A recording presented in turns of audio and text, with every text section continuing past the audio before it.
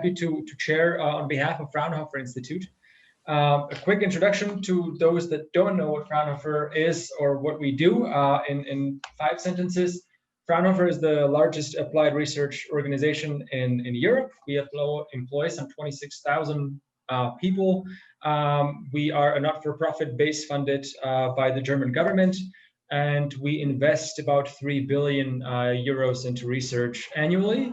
And lately, we've been investing heavily into of course lots of different projects and programs with respect to post-corona and corona recovery.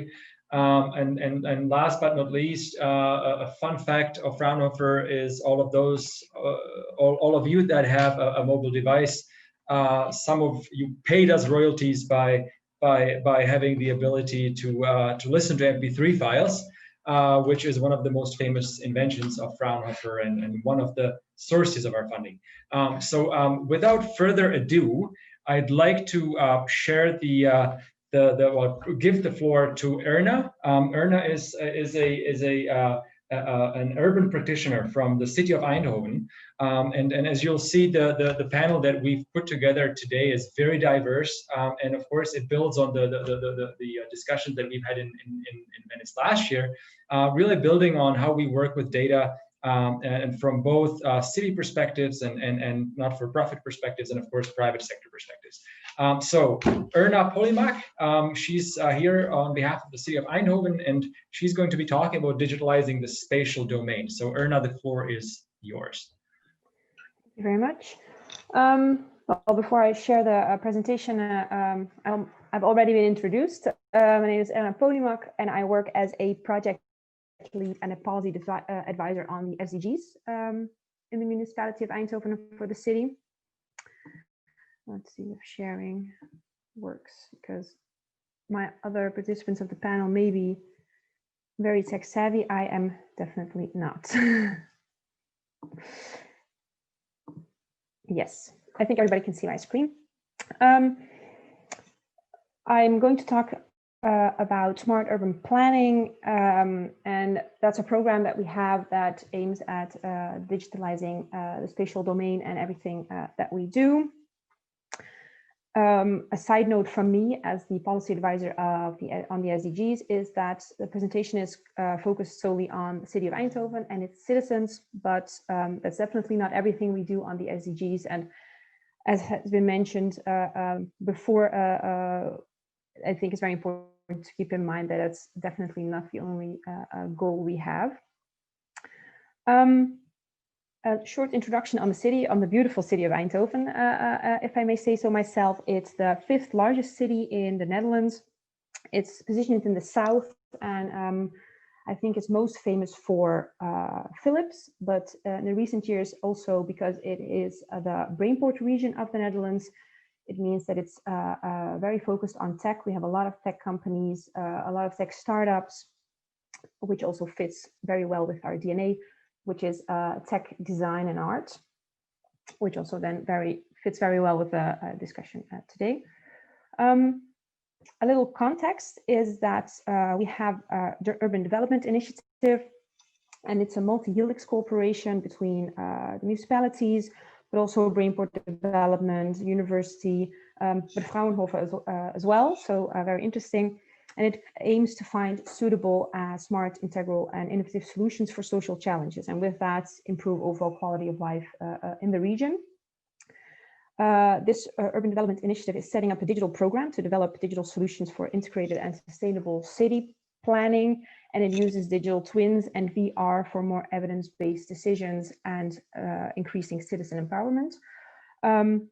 That's the same as we are doing with the Smart Urban Planning Program, and it's expected that the proceeds of these programs translated into knowledge and data, for example, can be used in the ecosystems and also help create better solutions in the future. Well, this Smart Urban Planning Program that we have has 4 signature lines, and it's our digital innovation program where we see that we have social challenges in our city. We are a city of 250,000 citizens, which makes us big enough to have big city problems, but small enough to tackle them integrally. And we see that these challenges become hard to keep up with, and we think that digitalization is necessary for innovation. We see also that a lot of technology and data is already available, but finding the right application for the technology is more challenging. Smart urban planning aims to find these applications. And the starting point always has to be that such a program is of a facilitating nature. Digital twinning and VR are the main focus of this program, whilst, for example, centering is needed to realize this main focus. And we also have a lot of data already available, which we are using and in this digital twin already. And our main focus and aim is actually to be able to ask the question on how do we want our city to look, or how do we want our city to feel and do in the future? And also, what does that then mean for all kinds of other ecosystems? And an important disclaimer I have to give is that this digital twin of Eindhoven is a tool to help people make the right decisions. It is not to be used, in our opinion, as a decision-making tool in itself. And for me, who is definitely not tech savvy, this is how I imagine such a digital twin. This is not Eindhoven, by the way, but I put that in mostly for myself. The proof of value that we've done is we've developed a proof of value on which we dashboarded one of our most strategic challenges, which is the health urbanization challenge in our inner city. And to make a link to the SDGs, I think it's very interesting to see that this proof of value not only shows the added value of such a digital twin to our organization, but also to the citizens of our city, because being able to visualize concrete consequences or possibilities and chances in neighborhoods increases participation of citizens, and it also can help create a broader support for our new policies or new plans.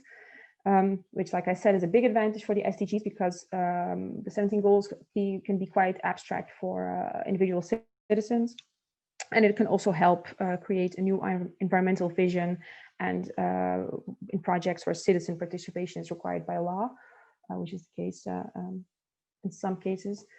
I made a little link to the SDGs already. I'd like to continue with that, with the monitor on well-being. We have a monitor of well-being in the Netherlands, which does not only look at economical prosperity in the country, but also ecological and societal perspective.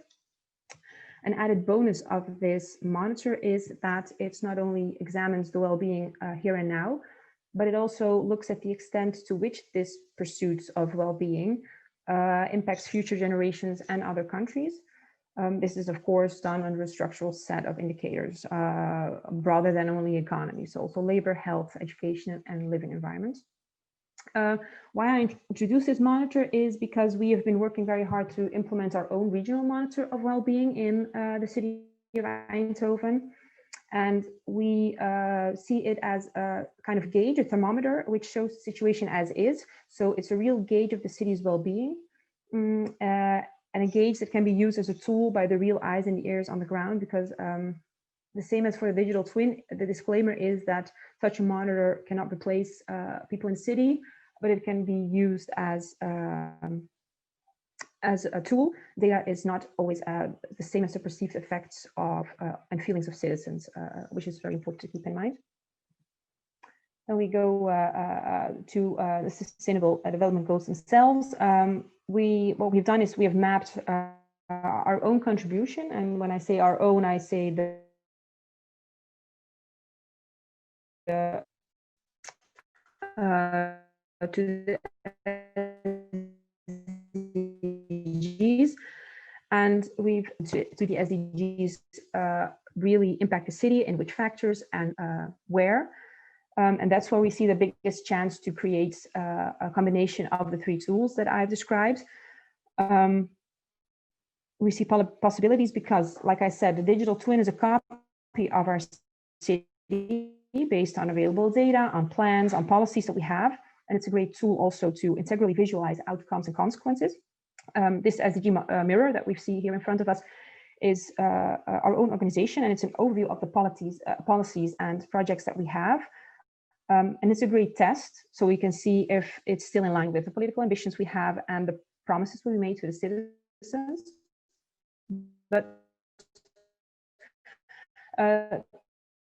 they're still only based on our policies acting as a gauge of the real situation in the city. So it makes us question our choices and even look to make better ones if needed. And those can be tested in the digital twin. This way, these three tools or monitors that we have, which have great visualization power on their own already, strengthen each other. And an example of that is a program that what we've done is program traffic and transportation. This is just the mapping we've done within our own organization. We've seen how it connects to goals and other projects. Adding, for example, the real impact of this to the city would be an added advantage of the digital twin and the monitor. Thank you very much. Thank you, Erna. That was really fast. I think you were breaking up there a little bit. So sorry. No worries, no worries. It's fine. We'll just for information, if there are any questions from the audience, please write them into the chat or write them down, and we'll definitely have time to answer those at the end of the Yellow Trail session.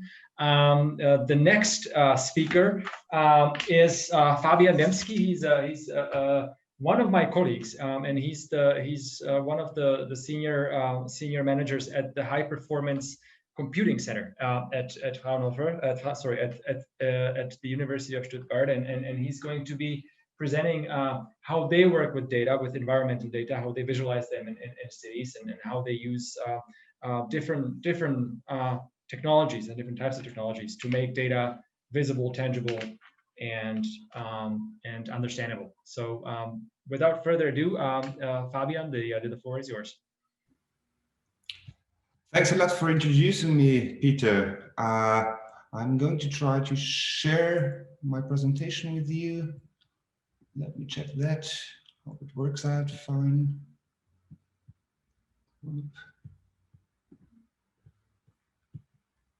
Can you see the presentation? Does it work? Perfect. So thanks a lot for the introduction. Yeah, I'm going to explain what we are working on, focusing on digital tools, global challenges, and of course, local actions. I'm from the High Performance Computing Center in Stuttgart. I'm not going into detail. We are having one of the currently fastest supercomputers in Europe, using it for very different for a very different reason. For example, for research in engineering, for climate simulation, computer fluid dynamics, but also for urban science, for urban planning, for urban tools and simulation.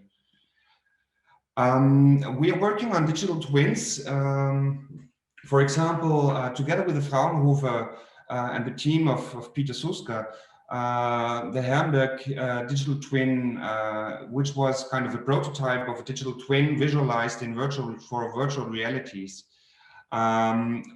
We are focusing, of course, the Sustainable Development Goals in these actions. Our idea is to focus on collaborative planning, on participatory processes in virtual reality and augmented realities.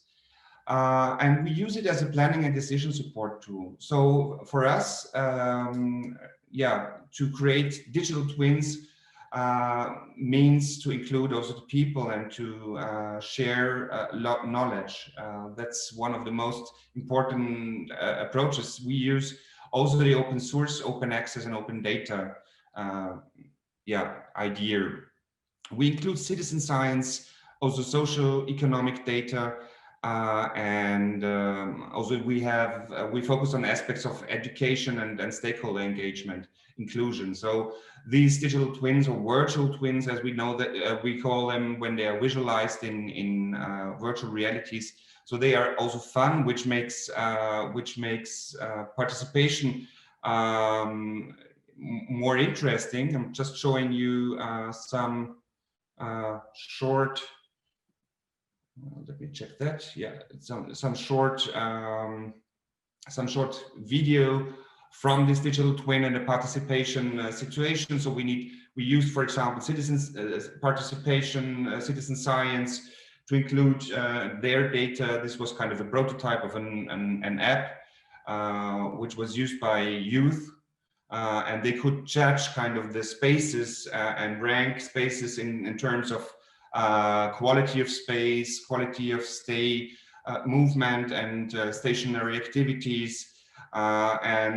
This information was geo-referenced, so you could get the information directly on site. We got also some movement tracements, and let me read a bit faster in this.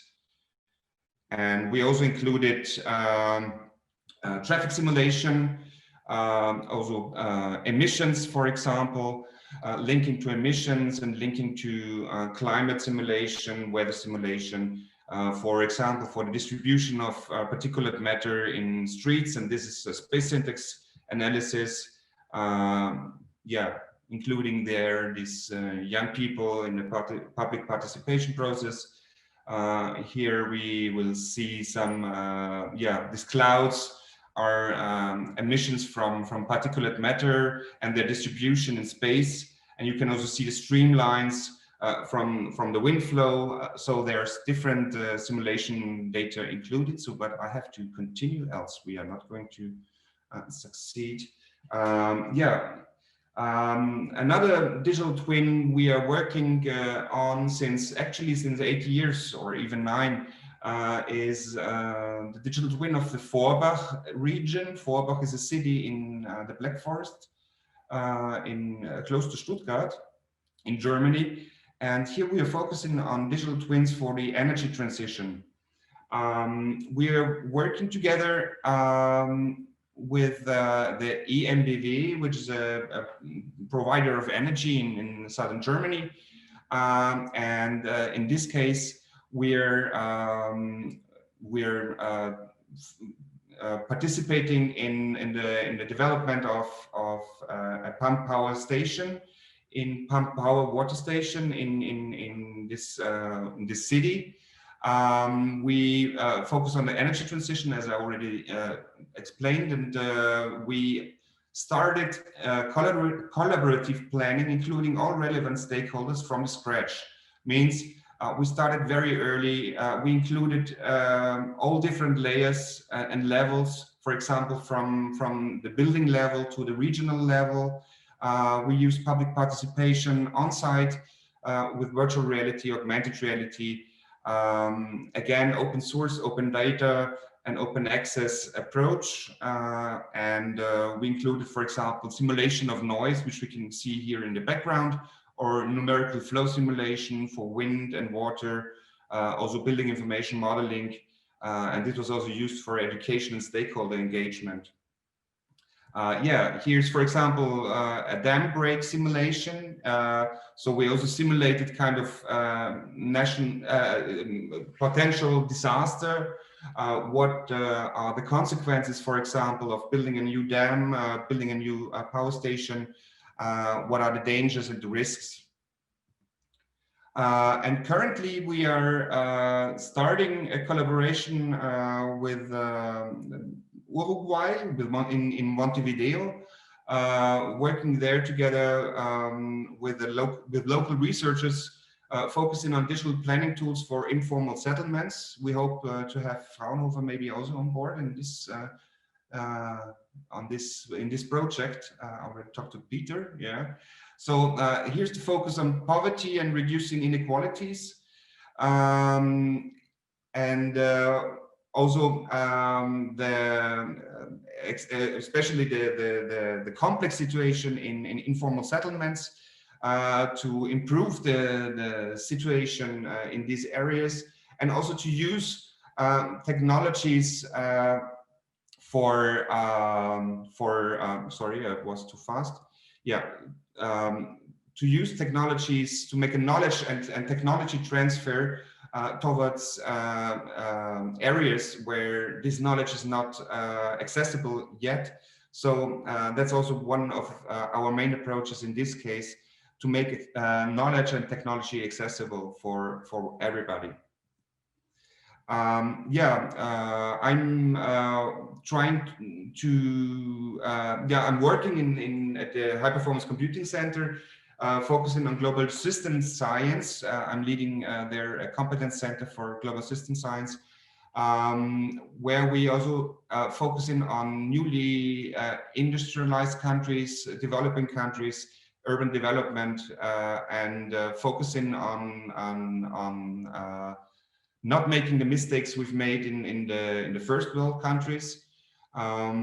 The goal is being one step ahead concerning pollution, clean technologies, and digital transformation when we talk of knowledge transfer, and of not creating dependencies. So as I already explained, we are focusing on open access and open data strategies. Yeah, and the idea of learning from each other. A final small video, I hope there's enough time. For example, in the Open Forecast project, we are doing air quality simulations. That's where we're using supercomputers. These are quite complex calculations going on using high resolution models, and also showing kind of the pollution distribution, combining it with weather data, and so we can forecast also the development of emissions and measures. So this was my quite short introduction. I hope it was not too long. Yeah, thank you very much. Thank you, Fabian. It was really great. I mean, you packed it with tons of information, and I hope that we'll have time to dive into some more details in terms of how we can scale this. And thank you for also providing examples, not just from the developed world, but also looking at regions that could benefit from these types of technologies in the lesser developed parts of the planet. The next speaker is Cyril. He's the CEO and founder of the global marketplace, and they look at waste as a resource. They're a Czech startup based out of Prague, but they've been expanding rapidly over the past couple of months. Their presentation, of course, they work with data. It's going to be quite interesting to focus on this one specific element, waste, and of course that being one of the critical issues within many of the SDGs. And of course, lots of cities are struggling with waste management. So, without further ado, Cyril, the floor is yours, and take it away. Thank you very much, Peter. It's a pleasure to be here. So I will share my screen and I will start. As Peter mentioned, I'm a CEO and founder of Circle. That's a Prague-based green tech company, and we try to focus on one of the most crucial topic now, and it's waste management. And we are now fulfilling a couple of social development goals, especially number 12. This is responsible consumption and especially production, but also industry innovation and climate action. We have been awarded this year in an SDG prizes here in Czech Republic. But I would love to share with you a short story why we actually did what we are now doing in 52 countries already. We are trying to solve this problem that basically out of the 100 billion tons of materials we extract from the Mother Earth every year, 1/3 basically turn to waste. It goes to landfills, it goes to plastic oceans, and to many places where it's supposed not to be. And basically, we are in a very linear economy. I've been quite a long time in a circular economy business area, and we are now actually losing. We used to be circular from 8.9%, we are 8.6%. You can see very down there that we actually cycle, we close the loop only in less than 9%, 8.6% for 2019. And it's quite a big problem. But I would love to also tell you one story. Those ducks were escaped the water in 1992 when one tanker was basically coming from Hong Kong to USA. And those ducks, because they have no hole in it, they did not sunk. And then all the time basically are in the ocean, and we can see how the gulls are shaping, and how the environment is changing. And this only show how much of plastic waste we have on the ocean now, how terrible the situation is. But also it has the second side. The crazy situation is that actually if you calculate the current price of all the plastic in the ocean with the current price that actually is happening now in our digital waste platform, circle.com, you actually get a high valuation that is a combined valuation of Google, Amazon, and Apple together. So it's a lot about data and about logistics that is a problem in our current waste management system. 88% roughly, at least here in Central Europe, is connected to construction and other businesses. So big companies actually producing most of the waste we are now having. In some countries, it goes to incineration. Some countries, especially in the eastern part of Europe and Asia, South America, but also North America, goes to landfills. And that's a terrible place to have our materials. We at Circle, we are also not just tech company, but also consulting company. So we help big companies like Siemens, IKEA, Skoda Auto to visualize their current situation. So we analyze the material flow of their waste. And very often, actually, we see that they are quite surprised, and it's eye-opener for them that they very often landfill, especially in the eastern part of Europe. And this is something which is really terrible, because especially from the company's side, the materials are very nice. It's usually quite a big volume, and it's very high value materials. So what we can do with it, right? Finding value in a waste is a crucial thing. Waste could be in one way something with a negative value, but if we sort it out, if we make a recycle out of it, and if you create some concrete products, you can see actually on the right, that might be something that actually has a value. And data and transparency can help us to achieve those. So we started basically now the biggest waste trading marketplace in Europe, circle.com. And basically in a team of 15 people already, also in Germany, Austria, Poland, Slovakia, and Czech Republic, we also do those circle waste scans. So we actually finding value in waste and resources. And interesting thing is that you can actually save quite a big amount of money for the companies and save quite a big amount of CO2 in the very same time. So the circular economy goes in hand in some finances. And from our experiences, there are like six secret points of success. We always, with companies and also municipalities, we always try to avoid and minimize the waste creation. That's always the key. In the very beginning, always is super important to see the data, to see the flows, and to know how much waste we produce, and to see actually what we can do with that. So we can very often, we can sort it out, we can directly sell it to recycling companies, even from municipalities, not just from companies. In companies like, Skoda Auto, Siemens, and those, we also aim for closing the loop, because on the one side, we are buying quite expensive materials, and the second hand actually sell it for a quite a cheap price, or even a negative price to some waste management companies. So closing the loop is the perfect way, especially for industrial companies. And we can also sell it, and we know, and it is important, where the material ends. We can use secondary raw materials, and here in Europe, we are actually being forced to use like a 25% in our packaging materials in 2025. So there's a more and more legislation coming here in Europe, and so we are kind of like forced to use raw materials. It's super important to actually get the circular economy really work. And but it's also important to actually know the composition of our products, to know what is it actually made of. Very often you can buy some plastic somewhere and you don't know what is inside, then your products are not recyclable. And so having the right data and having all the information is super important.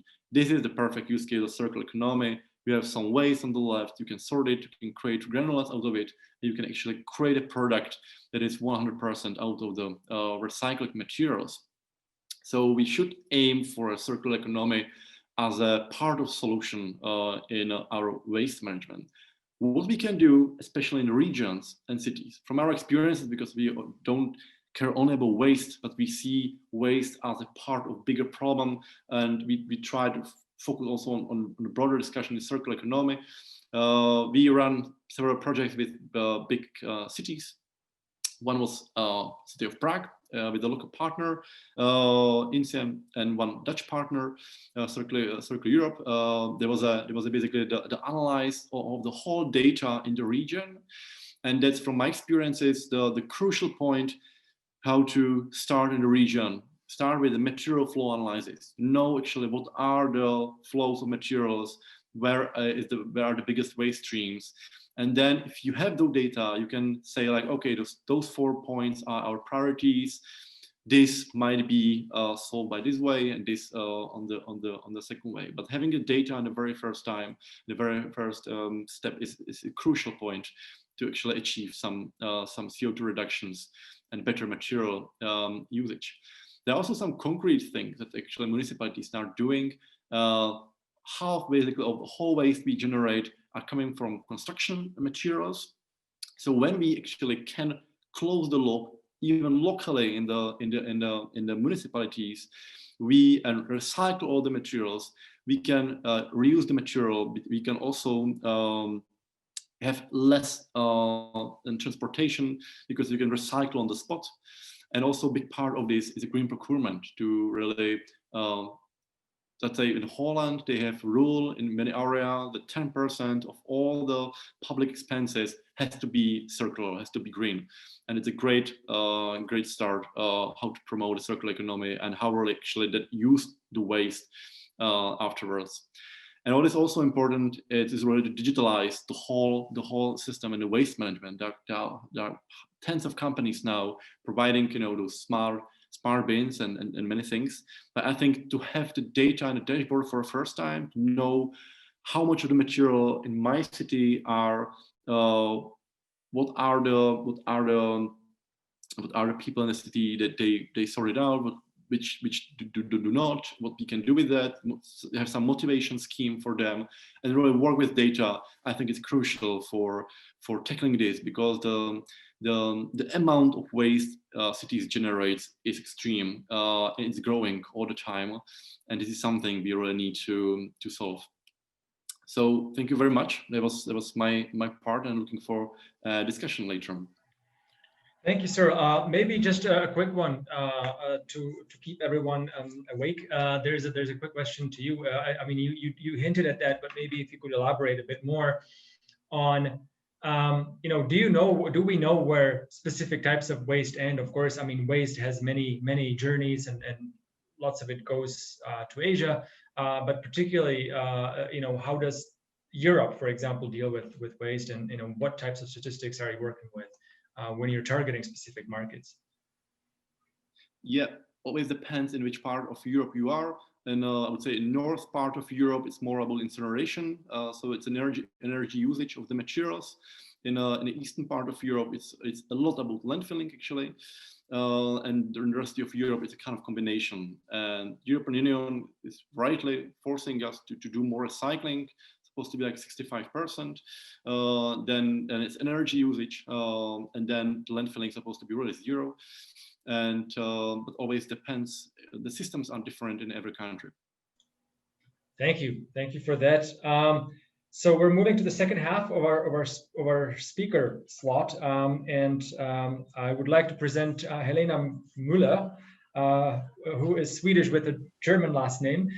She is an experienced manager with tons of international experience, and of course a co-founder of Doconomy, which is a company that she'll present here. But she has been advising globally financial institutions and has focused on developing sustainable development strategies. As far as I understand, she's also been part of the discussions on the Swedish national level with regards to their national SDG commitments. And of course, she is a great proponent of an ambassador of the SDGs through her many activities. So I'd like to give you, Helena, the floor, and take it away. Yeah. Thank you. Thank you for the great introduction. I will try to share my screen so you can see my slides. And I hope you can see them now. So I'm Helena Müller. I'm co-founder of Duconomy, and I'm leading the global rollout of Åland Index Solutions, a calculations tool to help calculate impact and really engage people. I'll share with you the story about an innovation in the intersection of finance, technology, and sustainability. At Duconomy, we believe it's time to connect consumption to the impact on the planet. As you know, we're in the midst of a severe climate crisis, and we all need to act. We need to act now, fiercely and together. That's why we founded Duconomy in 2018. Our overarching vision is really to achieve a sustainable lifestyle for all, and we want to provide digital tools to make change happen. We believe it's time to move away from the more passive economy and enter into a new, more action-oriented time. That's why we call it Duconomy. So Duconomy is the name of the company, but also it's a movement. We were 5 people back in 2018, and today we're about 30. We have a solution live in the Swedish market, and we also work together with banks in 6 other markets across the globe. We're also advising nations.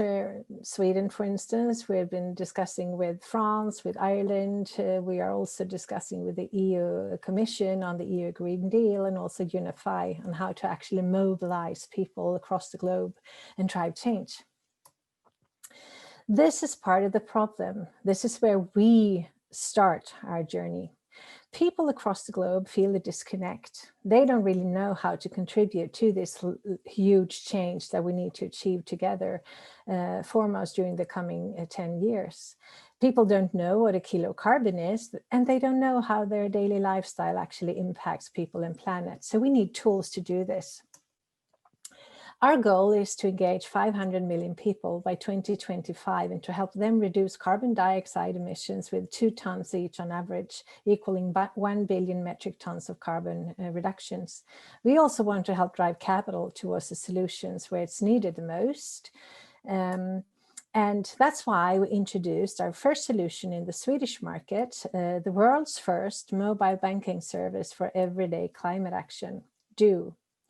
It really contains a climate smart savings account, the Do credit card that helps track and measure the carbon footprint of every purchase you make. There's a planet loyalty program, a climate compensation platform, and also an impact investment platform going forward. The first impact metric that we have started to work with is carbon. Water will soon follow. And as I said, our overarching goal is really to also help achieve a sustainable consumption and sustainable lifestyle for all.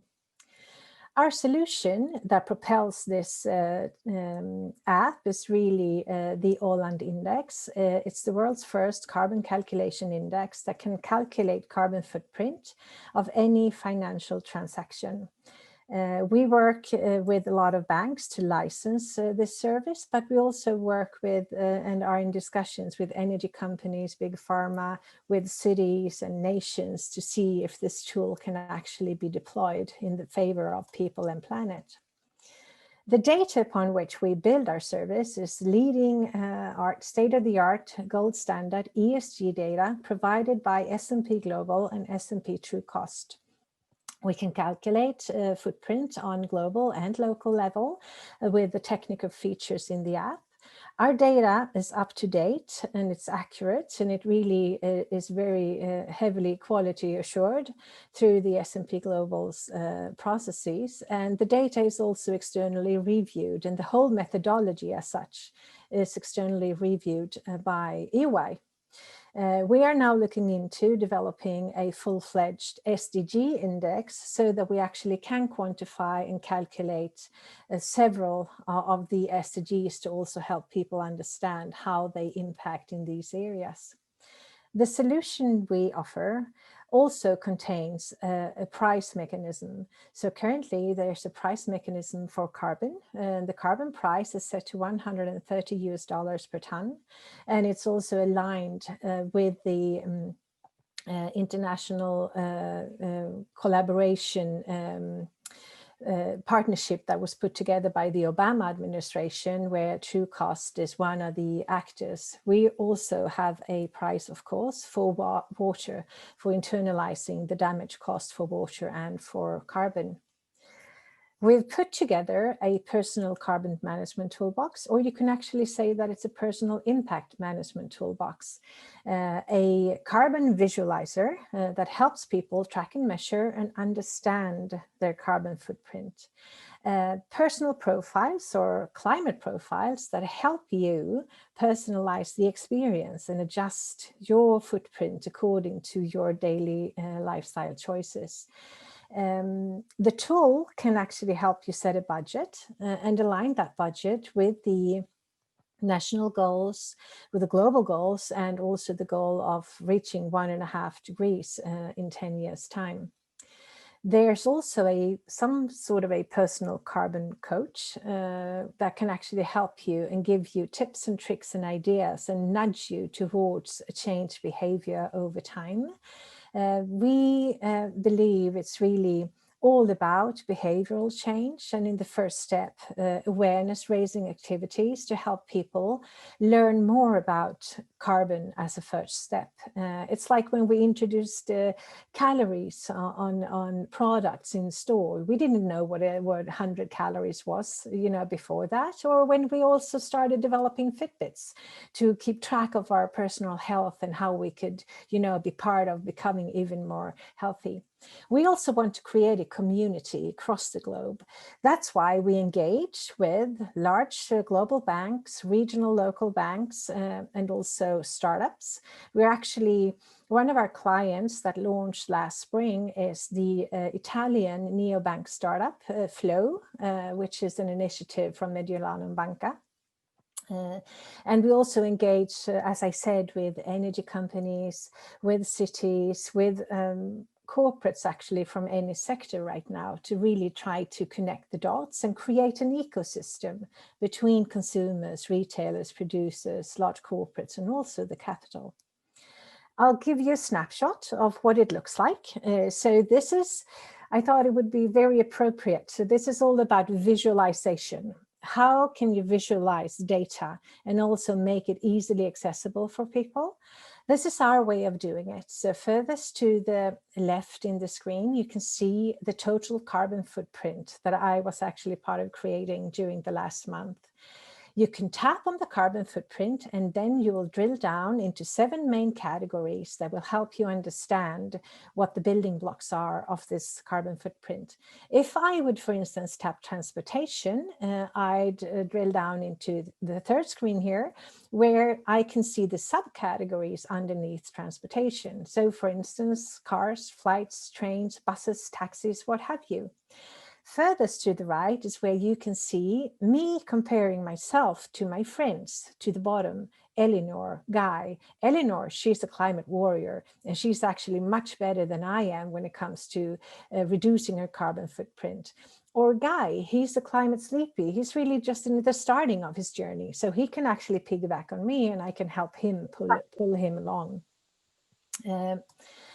These are some snapshots of our engagement engine and the climate profiles that can be built into the solution.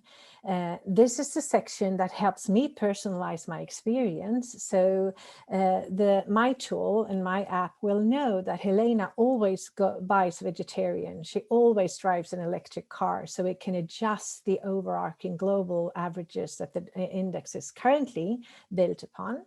There's also a section where I can learn, where I can watch movies, and where I can receive specific messages tailored to my preferences.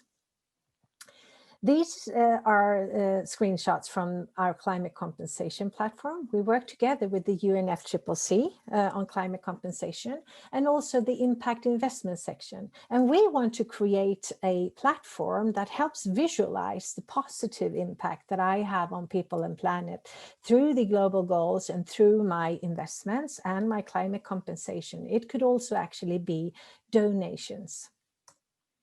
So we're a small actor We're acting out of, Stockholm in the Nordics. And that's why we have to stand on the shoulder of giants.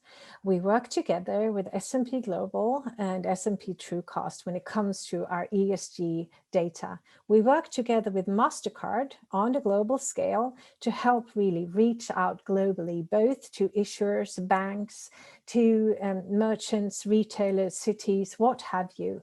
And we also work together with UNFCCC when it comes to providing climate compensation projects, but also when it comes to learnings, tips and tricks, knowledge, and great ideas. So I'd like to invite each and every one of you to reach out and take the dialogue. Let's see if there are things we can do together. We really believe very strongly in partnerships, cross-collaboration, and that's the only way forward. Working together is what we need to do to achieve the global goals. Thank you. Thank you, Elena. This is a fantastic presentation, and one of the first ones I have to see, and that's why I'm so excited that you two could take part in the panel, to actually see what we can do on an individual level. So it's not just about institutions, but we all sit here at home connecting as individuals, and there are already tangible things that we can do, and it's so great to see. I think you made some really good points. There is a question actually that I'd like to ask immediately from one of the participants. Is that how important is the individual action? How important is it? Because lots of people kind of tend to fall into apathy and say, look, no one else is doing it, why should I? But I leave it up to my government to take care of it, or the large corporates. But just how important is it to be individually responsible and take part in this global movement? Well, I think it's very important, and I think that we need every person that we can get on board. We need them now. We're friends with someone, we're someone's parent, we all have jobs to go to, and I think the more people we can mobilize and the more people that will learn how they can be part of contributing, the better. And there is actually a large part of the population right now that feel a disconnect and that don't feel part of the overarching global huge conversations that's ongoing in between nations and governments and the regulator. So I definitely think that people need a tool to engage if they want to. We don't have to force people, but I'm sure let's start the movement, and then I'm sure people will follow. Perfect, fantastic. Yeah, and I like the gamification element in it. It's we've seen this actually with us.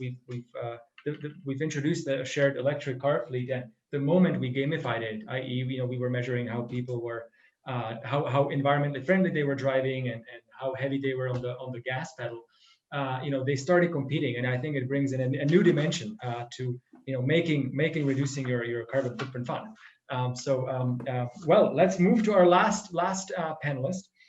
He is Karim Taraf. He's based in Munich. He is the CEO and co-founder of Havadawa, and they are. We spoken a lot about air quality actually. So this is going to be a nice way to wrap up this panel. And of course, they provide data-driven insights, and the data is everything. So as we've seen in the past 4 presentations. So Karim, the floor is yours, and thank you. Yeah, thank you very much for introducing me. So my name is Karim Taraf. I'm one of the 4 co-founders of Havadawa. I grew up in Cairo, a city that shows all the typical traits of an emerging economy when it comes to air quality and health. And I grew up in a household full of doctors that spent their lifetime researching, the delicate balance between the air we breathe and our health. So I always grew up with the notion that air quality or air pollution is more than just a concentration value, but it's actually something tied to your city's health, also to our environment. And this is exactly why I'm in the title of the presentation talking about a paradigm shift, which is basically about how we work with air quality data. And this principle of using air quality data from an action perspective is not new. And I use this anecdote of 9th AD Baghdad, where a very famous physician was tasked to find a location for the biggest hospital in the world at the time. So what he did was he hung raw pieces of meat all over the city, and there where the meat remained the freshest, he decided, I'm going to build the hospital there. So it's actually a smart city decision making without having any sensors at the time, but it kind of shows you exactly what we believe is the role of visualizing elements relevant to the SDGs. It's not a technology showcase. It's not about saying, I have sensors here, I have the data, who wants to buy, but actually it's tying it to a real pain, which is finding a location for actually health. And the second aspect is his mandate wasn't to find the locations where air pollution is particularly bad, because if it's above a certain threshold, then it means the location is a problem. And this is how we have learned to deal with air pollution data lately, is to say, if the air pollution is above a certain threshold, then driving bans, and suddenly air quality data becomes a very negative aspect. So again, this shows you that we're talking about a different philosophy in how we deal with air pollution or air quality data. And it's relevant now because 1 in 8 deaths is attributed to the air we breathe. 10% of the European GDP is lost every year because of air pollution. And air pollutants such as particulate matter, black carbon, or tropospheric ozone are also climate pollutants. So they also contribute to climate change. So at the end of the day, you have to connect air quality, health, and climate, and the climate crisis. And to solve these challenges is really frustrating. And the reason it's frustrating is because we believe it's the way we've been dealing with the data. The air quality in my city is either good or bad. It needs driving bans or none. If the city has an average in Europe of 41.1 micrograms per year of NO2, then you have a problem. If it's 39.9, well, you're still okay. So this is unacceptable in the era of data. And this is exactly why we believe that there is a change needed. It's already enough that more than 100 countries do not own a single air quality monitor, and more than 50% of the world population does not have access to air pollution data. So what it needs is a globalized system to monitor air quality from the really global perspective down to the city, because it's connected to the health, climate action, and resilient communities, what I explained earlier. And this is exactly what Howard Hour provides. So we turn an analog city into a digital air quality data providing asset. So we turn light poles into sensing assets, we turn advertising boards, we turn cars into sensing assets, we use the power of satellites, and combine all of this to merge the data and analyze the data to implement it for very different industries, from healthcare to finance.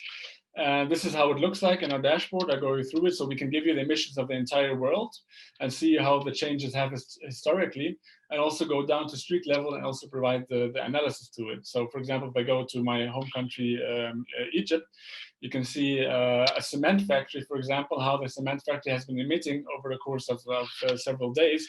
Now, if you retrofit and implement measures, then you can actually measure what has been saved in terms of CO2, SO2, and other pollutants. So this is exactly what it's about. It's about visualizing what we do. And if you go to the city level, this is the standard code, so status code. So these are the 2 official measuring stations that cost upwards of 150,000 euros just to buy them. And this is how it looks like when Howard Hour was involved. So we combine data on traffic, on satellite data, data on diffusion tubes, our own sensors, which are also with AI able to provide the same data quality. So at the end, you can, you can actually understand why am I measuring what I'm measuring, and if I want to have improve the air quality, what I need to do. How strong is the wind interrelated? How strong is the traffic interrelated? So really awarding the actions that bring the highest ecological impact for every euro you invest. And we did that actually in a gamification approach in Munich, where we provided more than 1,500 drivers, commuters, an alternative route based on forecasted data that we provided. So we provided the air quality data forecast.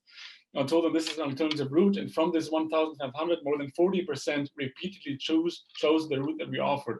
And in some instances, the road was shorter, actually, not in terms of duration, but in distance. And it ended up saving nitrogen dioxide and CO2 emissions. Same thing as Cologne, is we help cities understand, if I have a budget to clean out my air, that I can tell you where is the air pollution coming from and which locations have the highest potential of improving, and which locations have actually like a source somewhere else. Like, for example, Sensor 47 here in Cologne is right next to the A4. So actually 50% of the pollution measured there is actually from a close by highway and not locally. So really bringing down this actions that need to be done to uphold the SDGs I mentioned earlier. And the same data platform you can use for health risk management, application for COPD and asthmatics, telling them when and where air pollution is particularly bad, risk assessments, and in the age of COVID, this is of course also very important because you can tell like on all playgrounds and schools. So basically it's a very diverse tool that you could use to visualize, and the technology already is there, as I mentioned. So our vision is that we believe, similar to to the speakers beforehand, to make air quality data and data-driven insights mainstream in decision-making, from health management, traffic management, to city planning, climate action measurement implementations, to real estate investments, really across the board. And this is also one of the projects that we're doing right now, or two actually, in Munich and the neighboring city of Kirchheim, is the digital twin. So how can I take this data and optimize the processes of a city without the investments or risking the acceptance of my citizens? So yeah, this is overall the vision, and it's already possible today to apply this technology. That's why we encourage cities to not wait, because the technology is there. If you don't take sovereignty to deal with the air pollution monitoring technology today, then somebody else is going to do it for you in the future. Yeah, thank you very much. Karim, thank you. That's a great presentation. It actually reminds me, we've done a study for the city of Stuttgart, looking at how real estate prices are affected by air pollution. And we've seen huge differences. And of course, when you put the social layer on top of it, you of course have lots of marginalized groups living in those highly polluted areas. And we've been doing similar work with London and looking at how disproportionately, basically these poor neighborhoods are affected by air pollution. A negative externality that we should be we are able to price, but are not doing it effectively. So thank you for showing us the data. Basically, we are at the end of our presentations, and I'd like to open the floor to anyone in the audience that would like to ask a question. So this is the time and the opportunity to do that. Is there anyone who would like to share their face? That's my policy. You have to share your face if you ask your question. Say who you are.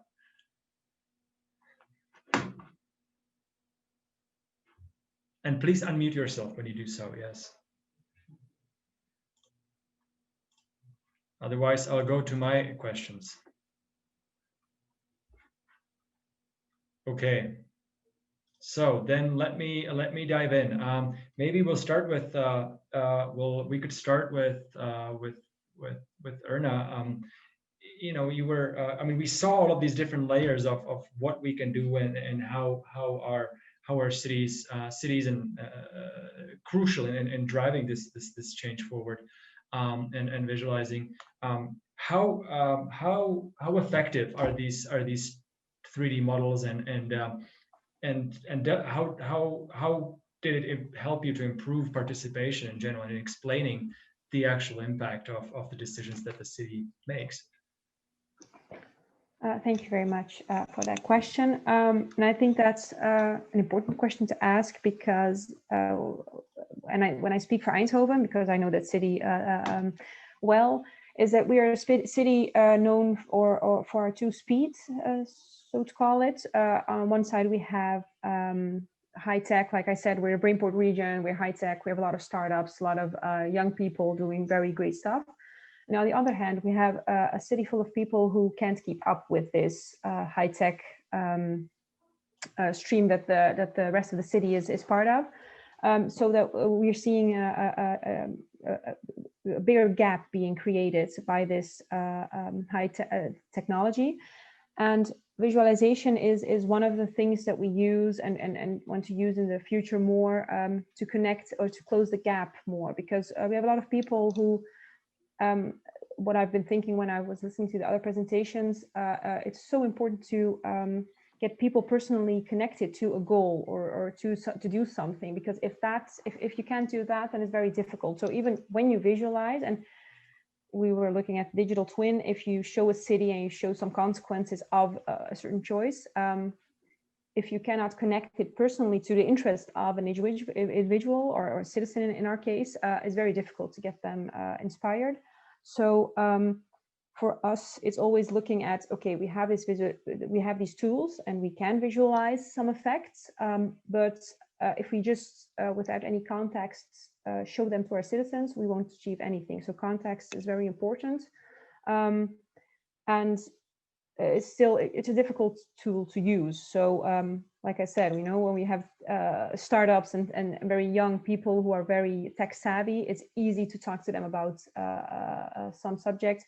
And if we have a group of people that are maybe not educated or lower educated or have not been working for a longer time, conversations are being made on a different level. So I think that's very important to keep in mind. Thank you, and it kind of gives me a nice segue to bringing Fabian here. I mean, it was interesting how difficult, when we work with these different types of technologies. I was telling Fabian that he's going to be showing his presentation, and he asked me, well, can we send everyone 3D glasses, because it would be just way more interesting for you to see this in 3D. And I said, well, I don't think it's logistically possible. But I mean, it is definitely, we do have all of this technology that is available to us. And it is about how we use it. And Fabian, I would like you to reflect, because of course there have been lots of things mentioned with data and visualization. What do you take away as my colleague as one of the key things that have been mentioned in this panel? Well, for me, I just wanted to respond also to Erna and Yes, her please. ideas. So this was quite a very interesting discussion, also focusing on citizens in Eindhoven. Yeah, I think that visualizing and creating visions is one of the most important tools in reaching sustainable development goals.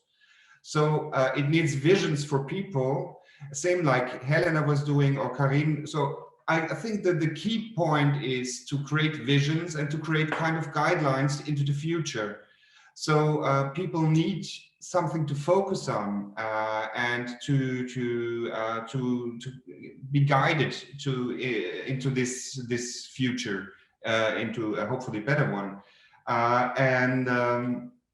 I think that yeah, also the visualizing from our projects we made together, also with the Fraunhofer, for example, the city of Herrenberg, when we made visualizations in virtual realities, we're doing it like in a circus. It's like it's a little bit like a circus. So we are moving there, building up our mobile device for collaborative participation. So we have big screen, many people coming there. And what I was very surprised that this form of communicating complex topics, complex topics related to urban development and urban futures, that they were very well understood by a very broad audience. The idea of the spectacle and the fun factor, the serious gaming approach, also like Helena Müller explained, this is something which is important. And for example, we had a group of deaf people in the public participatory process. Usually these people are excluded. And I think inclusion functions also via kind of the spectacle, the fun part of it, kind of the visualizing futures. I think inclusion is very important, and visualization can help including people.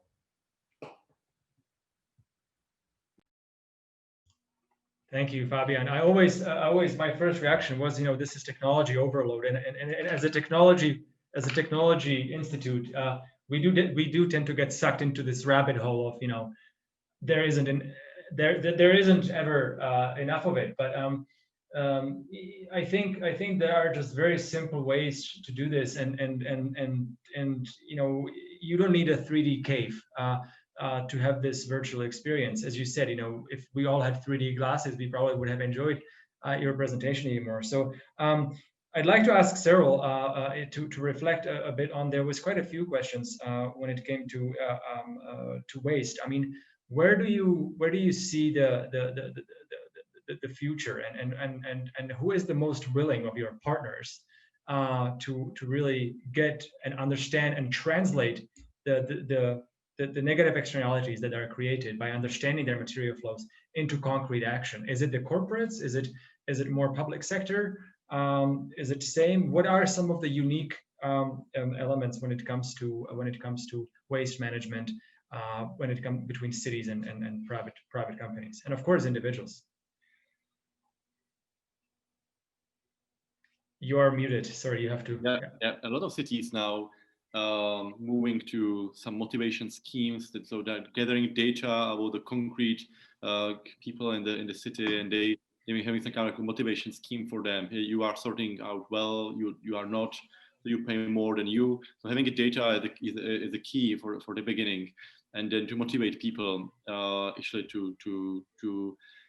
to waste less, and if that's actually to sort it out, and that's the key for the municipalities. For the companies, I think it's super important to have right design of products. Very often products were designed very linear. They were designed that actually not the whole life cycle was considered. Only the very beginning, you design it, you produce it, and then you sell it, and that's pretty much the whole story. And most of the products actually are throw away after 6 months. So having a very well designed products is also the key, because then it could be repaired, it could be reused somewhere. It could be also interesting business case for them, because it might be in combination with a different business model, right? You can actually lease it, not to sell it. So I think that those are two main trends for the future. Fantastic, thank you. That's a great segue to my question to Helena, who I believe the Do card, which is something that I researched because I really wanted it, but apparently it's only available in Sweden, so I might have to move to Stockholm. But it is fully recyclable because it doesn't have the magnetic strip. So thinking about the product from the very beginning as something that has a life cycle and can be brought back to the cradle rather than the grave is really, or the landfill or the incinerator is really important. Helena, I was going to ask you, what is the next plan for Do economy? I'm sorry, I mispronounced it the first time. And how can we make your services accessible, and not just across the EU or Europe, but also maybe in some of the lesser developed regions of the planet? Oh, thanks. We're currently in dialogue with around 150 banks and corporates across the globe in various markets, and our service is actually tested right now in India, on Sri Lanka actually, and we have dialogues with Latin America and also some interest from Africa. But obviously this is a tool when tailored and adopted to the various needs in the various markets. I think it can definitely engage people by also utilizing open banking links or other solutions to get to the transactions. So I definitely think that we should work together, take dialogues, open doors, and when people meet from, as I said earlier, when people meet from various disciplines, just like we are doing today, and discussing these topics, we see a potential on how we can use each other's tools. Already now I've got great ideas and want to reach out to my fellow panelists on various solutions that you have. So I think the faster we can scale solutions like this, the better. Fantastic, thank you. And it's great to see. I mean, of course, and it's interesting how individuals' preferences really change, and people aren't buying cars anymore, but they're buying smartphones. And of course, having a smartphone already is one step towards being able to access your solution and use it. Kareem, you flew through your presentation really fast. I wish I wish we had more time to talk about some of the specifics. I really liked how you showed the air pollution pictures from the satellites of this production site in Cairo. Is this technology applicable or usable anywhere in the world? And if so, how would you go about scaling it? So the technology is, the good thing is the technology is available everywhere. Specifically, I mean, we work very closely with the European Space Agency. So the advantage of using satellites is, of course, you have one standardized piece of hardware that flies all over the globe. And you have 2 or 3 more satellites coming in the next 2 to 3 years, will be geostationary. So they'll be monitoring continuously over Asia, Europe, and and the American continents. So this is on the Earth observation side. On the city side, the positive thing about what we're doing is that you can basically do it without having to ask 5 different people in cities. We have, as I mentioned, sensors on advertising boards, we have sensors on cars, we have sensors on light poles. So all of this is infrastructure not really necessary or within the decision, within the hand of the city officials. So we make it easier for them and say, actually, we have the data starting tomorrow. Like actually the city of Cologne, we have the sensors inside of advertising boards, not installed on city infrastructure. So you could apply this anywhere you want, and it's a more or less deployment at will. This is why also in a very short period of time, the last 2 years, we were able to cover more than 25 cities. So it's our limitation basically is how quick we can go.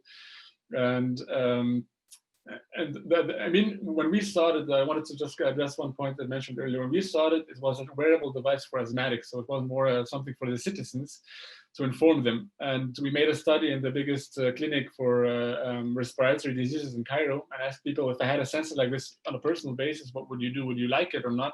And everybody said, like, why? Because I'm giving something that makes the problem transparent to the individual citizen, but I'm not giving them a solution with it. For asthmatics and people with diseases, yes, it makes sense because the pain, it's actually part of disease management to avoid the triggers. So you actually use this information to adapt your movement, to adapt your way of thinking. But when it comes to your general society, and this is why we work closely with cities and with companies, because they develop the solutions to clean the air. And it's not just about providing the data information, like the story I mentioned in the beginning, with the guy tying it to the location of the hospital. So I think it's a very important aspect, the idea of technology overload versus what am I using the technology for? It's been brought up, I think, a couple of times now. Thank you. No, it just brings me to one of my favorite scientists, Claire Cameron Patterson. He was a great advocate for to get rid of lead-based paints, and of course lead used to be an additive to engines, and you know, we did manage to get rid of that, and you know, I think we just need to do the same thing for carbon and other polluting gases. We did a round there. We have about 15 minutes left, so I'd like to, because I've been speaking a lot, and maybe we could ask Diana to come in and ask a question herself, because she's been having quite a few of those. Well, there is a very interesting question from the panelists, so I don't know if they want to come online and do it. Sure. Panelist, siete lì. Volete parlare in camera sull'anima della città? Sì. Yeah. I would like to speak in Italian, but because it's better for me. Nessun problema. Ok, thank you. La mia domanda è una domanda che riguarda la città in generale. Noi concepiamo spesso nel nostro lavoro di progettisti e di formatori all'università la città come un organismo vivente, costituito principalmente dal luogo, dallo spazio, poi dalle persone, dai cittadini che vivono all'interno della città, e poi da un elemento che è totalmente immateriale, che è l'anima della città, secondo noi, che è la comunità. Questi 3 elementi, 2 sono materiali, persone e spazio, mentre uno è immateriale sostanzialmente, è la comunità che evolve, ma in qualche maniera deve anche trovare la modalità di radicarsi nel luogo. Le vostre società hanno mai affrontato questa tematica della dimensione immateriale della città? Hanno provato a registrare i legami che ci sono, che sono legami immateriali tra le diverse comunità o tra le diverse componenti, persone che stanno all'interno di un quartiere, eccetera? Questo ha un impatto molto importante sulla città e probabilmente noi riusciamo a vedere che ci sono delle comunità che sono proattive e sono anche molto ecologiche e sostenibili nella propria azione quotidiana, operano con una mobilità molto sostenibile e hanno un impatto molto basso, mentre ce ne sono altre che hanno un impatto molto alto, anche all'interno della stessa città. Ecco, la domanda è se vi siete mai confrontati come tecnici su questa questione della dimensione immateriale della città. Thank you very much. Who would like to take the question? It's a great question. Would you, anyone? Fabian, Erna? You're muted. Okay. Fabian, go ahead then, Erna. Yeah. Well, we were quite challenged with this question, and we are trying to focus on especially these social and cultural aspects of the city, which is quite complicated. Because, of course, we do simulations, we do traffic simulations, wind flow simulations, but cities are not machines. Cities are super complex, and this is important, of course, to include these factors. We are trying to do this with cultural aspects. So we are working together with artists. We are working together with it's called the Media Solution Center here in Stuttgart. So we're trying to do this on a city scale, and this is the project we are currently working on, which will be hopefully functioning next year. So we're trying to implement this. But with the case study, for example, of Herrenberg, so we are not a company, we are a research institution and affiliated to the University of Stuttgart, so non-profit. So that's easy to try out something. And we were trying to measure the quality of space, which is also quite complicated. And this is also one focus we're trying to look at, like stationary activities, where feel people well, and where are people, for example, feeling uncomfortable, and what is the reason for it. So we make kind of it was kind of a prototype of a mobile application to get the information directly from the people, so not to get into data issues. So the people could kind of stick their information georeferenced on a certain point, and add, for example, a voice recording could tell their feelings at the point, or their ideas, or things they don't agree with, or things they agree with. And they could also give information like text messages. So we tried to implement something like that in this prototype, which is of course research, but we want to focus especially on these social, cultural, but also economic aspects, which are often forgotten in the idea of the digital twin development, for example. So this is something quite important. Thank you very much for the very good question. Thank you very much. Erna? Yeah, I agree with Fabian. I think I said it in my presentation, but maybe it went quickly as well. We have this digital twin and we have a lot of data, but the disclaimer always has to be that you cannot make it a solely a decision-making tool, because we see that in the city. I mean, we're a municipality, so next to all the spatial challenges that we have a big social domain, which mainly and only focuses on it has been called, I think, the immaterial elements, the people and how do they interact, and how the city affects, because it is affected because of that. And we see that a lot of feelings and perceived effects are not the same as the data that has been that we see. So you can never go without going into the neighborhoods and into the streets and talking with people. And one example is safety. In our city, we see that the crime is going down. All the data is and all the statistics are very positive. But when we talk to people, we see that their perceived sense of safety is lower. So they feel more unsafe. So when we just go and show the data and say, well, we're doing good because the citizens will think they don't understand us. They don't see our problems. So it's definitely very important to keep the dialogue within the city, especially in a city like Eindhoven, where, like I told already, we have these two speeds. So different ways of communicating with our citizens. Thank you. Karim and Lena, would you like to add something to the immaterial links between people and community building, and how your tools and solutions could help that?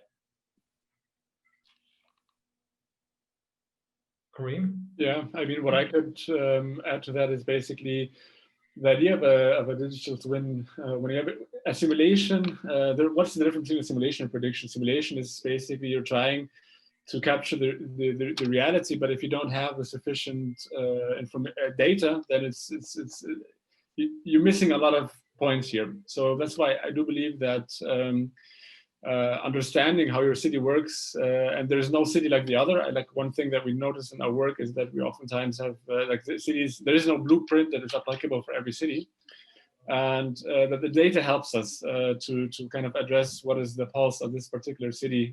So it's not really just universally where you can say, well, this applies here and there. And the whole goal of smart city, the topic that always you hear several times now, it's not the technology behind it, but actually to have the city respond to the citizen and not the other way around. That if you're going to a new city, you don't have to respond how the city is, but there is some element where the city also has a direct link to you. So I think it's a very tough balance. You oftentimes lose yourself in the technological aspect of what you're doing.